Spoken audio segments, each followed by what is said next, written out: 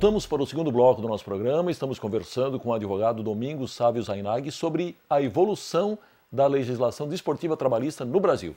Muito bem, Domingos, vamos falar agora um pouquinho sobre um outro instituto, a chamada cláusula penal, que também está prevista na Lei Pelé.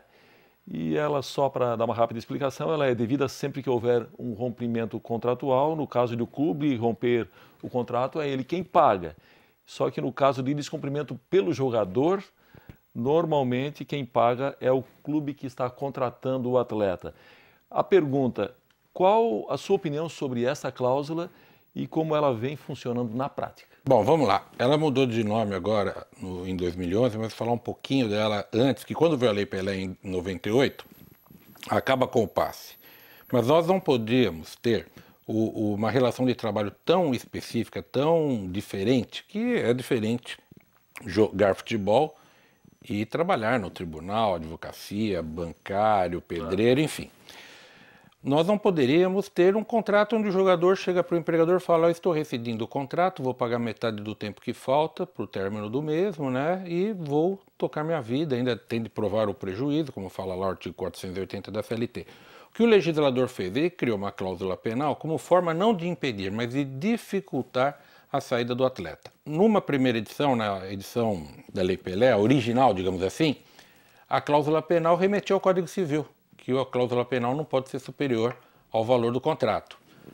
Até eu escrevi em seguida, criticando esse dispositivo legal, que eu falava: agora está decretado o fim do fim dos clubes aqui no nosso país. Porque os clubes do exterior vão pegar jogadores dos clubes grandes do Brasil e esses, por sua vez, pegarão os jogadores dos clubes menores, pagando uma ninharia.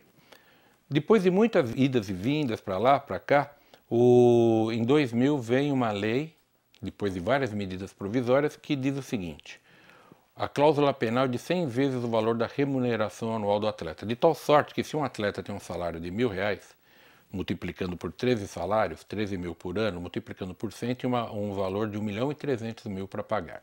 Nós aí surgiu uma outra discussão: se essa cláusula seria devida apenas pelo atleta, quando rompia o contrato, ou se também pelo clube, quando tomava a iniciativa da rescisão.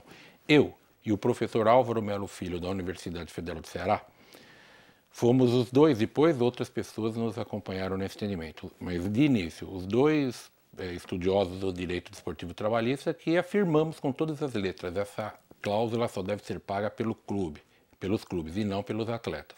O TST mudou de opinião e os tribunais também. Quando tudo isso estava pacificado, agora no ano de 2011, o que acontece? Vem uma alteração na Lei Pelé e acaba, não existe mais cláusula penal. Hoje nós temos no artigo 28 duas cláusulas, uma chamada de indenizatória, que é aquela devida pelo atleta quando ele rescinde o contrato, e essa cláusula agora é de 2.000 vezes o salário do empregado. De tal maneira que aquele empregado que ganhava R$1.000 e a cláusula era penal de 100 vezes a remuneração anual, ele teria de pagar R$1.300.000 para rescindir o contrato, agora ele paga 2 milhões. E a outra cláusula é a compensatória, que diz o seguinte: quando o clube rescindir o contrato, ele tem de pagar até 400 vezes o valor do salário do empregado. De tal maneira que aquele atleta, se ele sai dos R$1.000, paga 2 milhões, e se o clube despede, paga 400.000. Além das outras verbas trabalhistas determinadas pela legislação comum. Então, basicamente é isso. A cláusula penal não existe e foi substituída por essas duas. E realmente, na prática, quem paga a cláusula indenizatória são os clubes que, aspas, né, professor de Direito do Trabalho fala isso, compram o atleta. Geralmente não sai do bolso do atleta, o clube negocia, e hoje se chamam até de direitos econômicos, os clubes acabam negociando essa cláusula penal, o clube que está pagando, porque tecnicamente é pagar para rescindir o contrato e aquele atleta poder assinar um contrato comigo. Geralmente fazem por um valor menor, porque quem ganha R$1.000, 2 milhões, só a gente fazer uma continha, quem ganha 10, para quanto vai, ganhar 100, de tal modo que é isso. Muito bem, e essa cláusula penal modificada, ela substitui o passe? Substitui o passe. O que acontece é que no final do contrato não existe mais nenhum óbice para que o atleta, tchau e benção, agora eu vou jogava no Figueirense, agora eu vou jogar no Avaí, vou jogar no Criciúma, vou jogar no Joinville. joga e bem entende como qualquer trabalhador.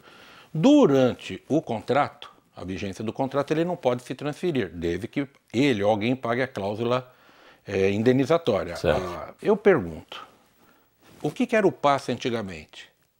Era um documento que o novo empregador tinha de comprar do antigo, ou pelo menos do atual, enfim, para que ele pudesse, o atleta, assinar contrato com ele. Hoje, durante a vigência do contrato de trabalho, a cláusula indenizatória é um passe contra o nome.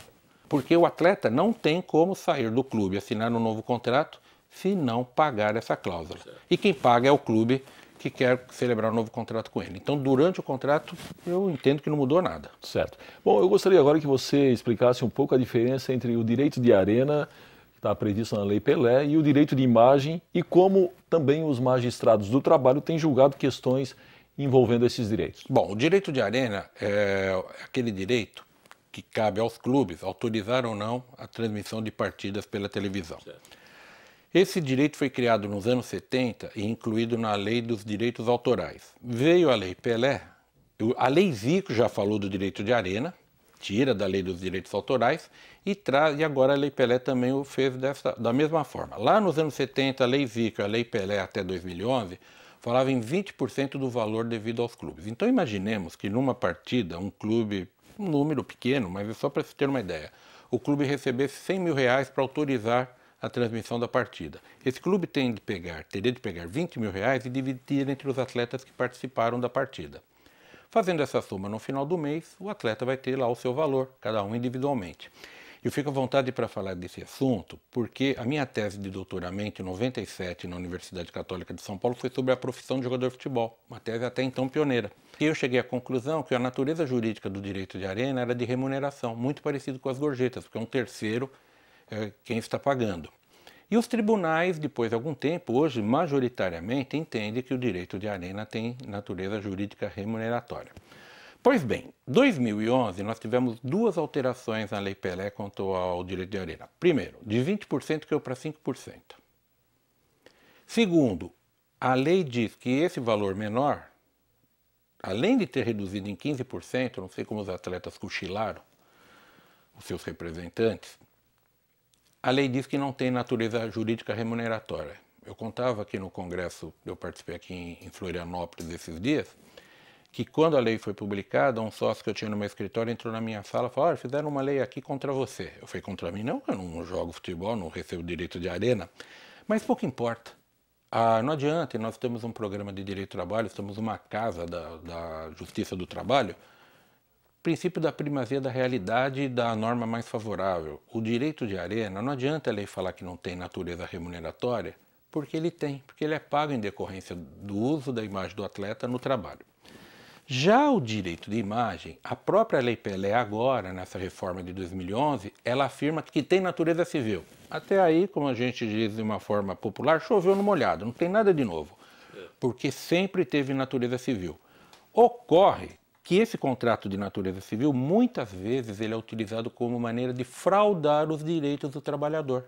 Eu tenho casos no escritório assim, aos montes, onde o atleta tem lá um salário, digamos, de 100 mil reais, o empregador coloca 50 mil na carteira de trabalho e 50 mil no contrato de imagem, sendo que a imagem do atleta não é utilizada para nada.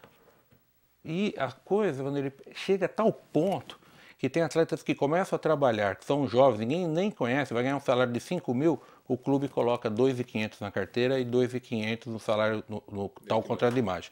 Aí eu lhe pergunto, aqui no tribunal, deve ter centenas ou talvez milhares de causas de pagamento por fora, que é o que acontece, só que numa atividade específica. Então, resumindo, direito de imagem, contrato de imagem é civil, o Ronaldinho Gaúcho tem a sua imagem, os jogadores mais famosos têm a sua imagem, como o Neymar, eles vendem essa imagem, atrelam a produtos.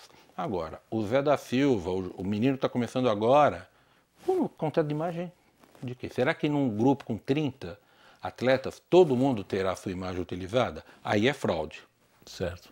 Muito bem, Domingos, está na hora do nosso intervalo, nós já voltamos.